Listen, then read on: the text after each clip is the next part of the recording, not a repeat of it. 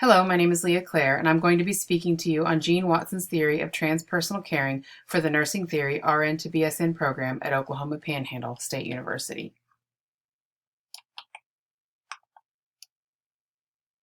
First, let me start by introducing you to Dr. Margaret Jean Watson.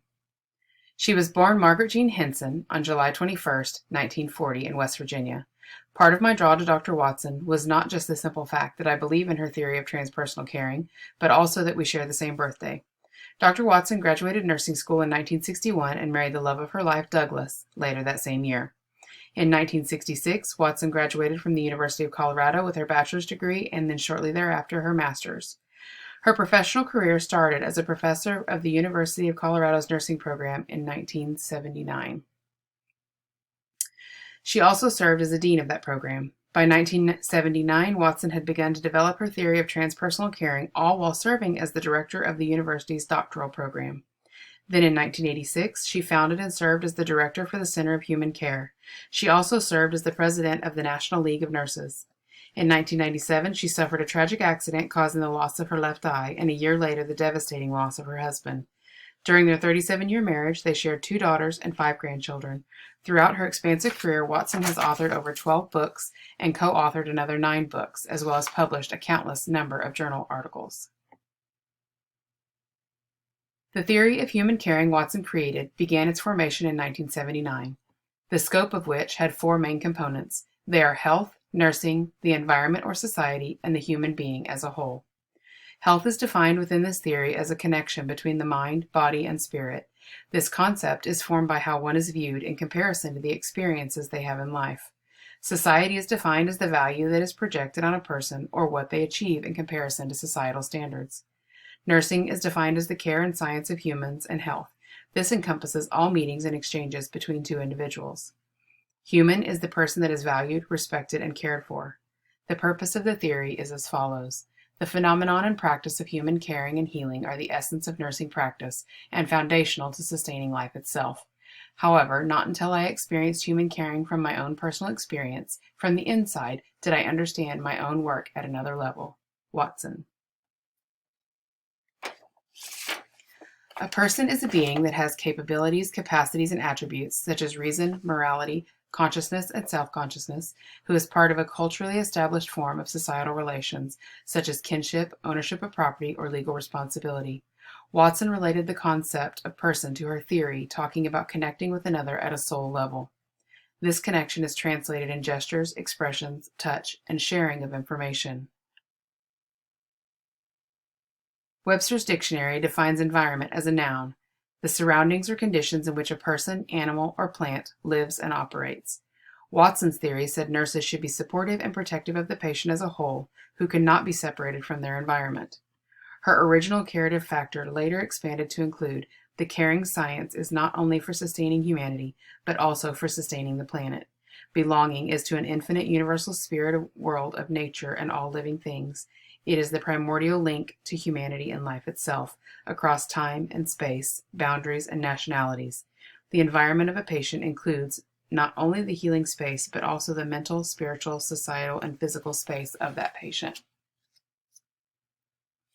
Watson based her original thoughts on the definition of health on the World Health Organization's definition. The WHO defines health as the positive state of physical, mental, and social well-being, with the inclusion of 3 elements, those being number 1, a high level of overall physical, mental, and social functioning, number 2, a general adaptive maintenance level of daily functioning, and number 3, the absence of illness.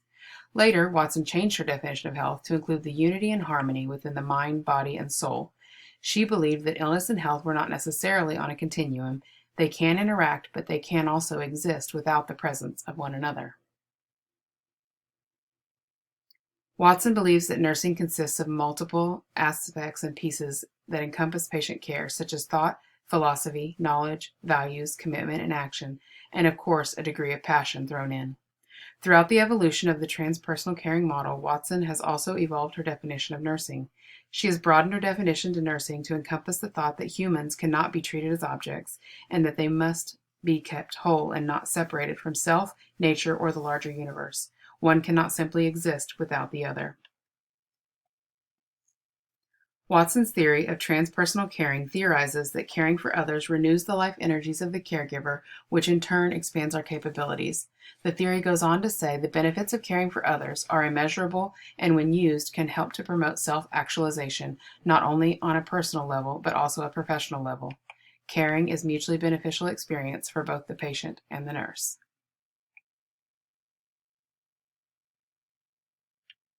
There are a few assumptions with Watson's theory of transpersonal caring, one of which is that through caring for others, we as caregivers will have an ongoing growth in our professional life and also within our personal life.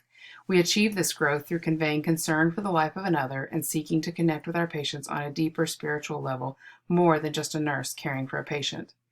There are a total of 7 assumptions to Watson's theory, and they are: caring can be effectively demonstrated and practiced only interpersonally.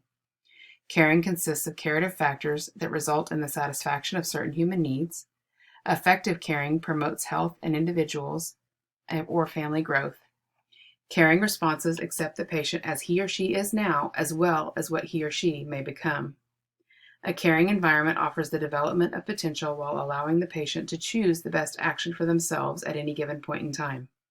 The science of caring is complementary to the science of curing, and the practice of care is central to nursing.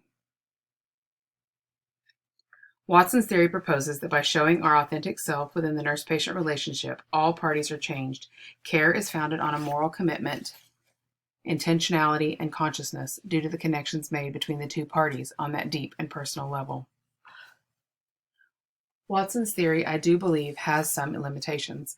Watson does not furnish within her theory explicit directions about what to do to achieve the authentic, caring, healing relationship, but rather she references mentoring and connecting with the person using purposeful interactions, thereby showing the patient they are not an object within the environment, but an integral piece. They are unique in their importance, and nurses who want concrete guidelines may not feel comfortable utilizing this approach alone. What ways could you go to show your client that they're important? The use of Watson's theory in today's nursing practice can be put into action by actively listening to patients, seeing a person behind the disease and not just a disease that needs to be cured.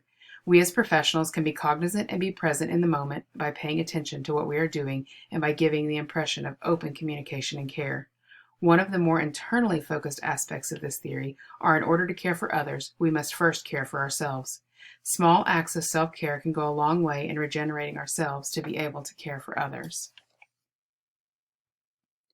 Transpersonal caring can be put into the practice of working nurses throughout the introduction of AIDIT. AIDIT stands for Acknowledge a Patient, Introduce Oneself, Communicate Clearly the Duration of the Care, Treatment, or Interaction, Explain Things Clearly, and Thanking the Patient for their time. Remember, they never planned on spending this time with us. AIDIT should be included in the education of new nurses. This will start the foundation of actively communicating with the patient and seeing the patient as an actual person who has come to us for help, not as a problem that needs to be fixed. AIDIT is sometimes overlooked in the practice of seasoned nurses, with which the militant way that they sometimes approach the tasks of patient care. The qualtrics used to evaluate patient experiences are based in part on this theory. How does the patient feel about their recent interaction with a medical professional? Did they feel like they were valued, listened to, and did the nursing staff actively assist with issues? The WCPS, or Watson Caritas Patient Score, was developed by Watson in 2015.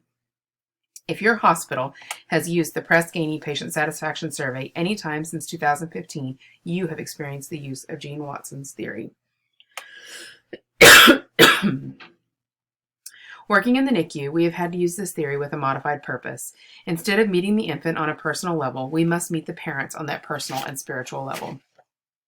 Meeting the needs of a parent wherever they are in the journey throughout their NICU stay and letting them know that they may not be our direct patient, but they are an integral part of the puzzle, and their thoughts, feelings, and ideas for their baby are and will be our focus. Encouraging the parents to be present in the unit with their infant and fostering the relationship and bonding even in modified ways. Allowing and encouraging skin-to-skin contact as early as possible, meeting that mother's need to feed her baby by encouraging pumping and then breastfeeding when the infant is ready. Watson believed one of the most important factors of transpersonal caring is meeting the patient, or in the case of our unit, the families, wherever they may be in their journey.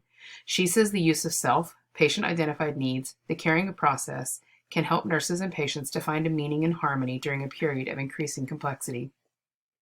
This is a representation of meeting a family on their level and loving them through the process. Kai was a 22-week, 5-day gestation baby born with a less than 5% chance of survival that we as a unit have loved and supported on not only him but his parents for over 213 days. He celebrated his first birthday on February 5th, 2023. Through the use of transpersonal caring, our unit has become family to Kai and his parents.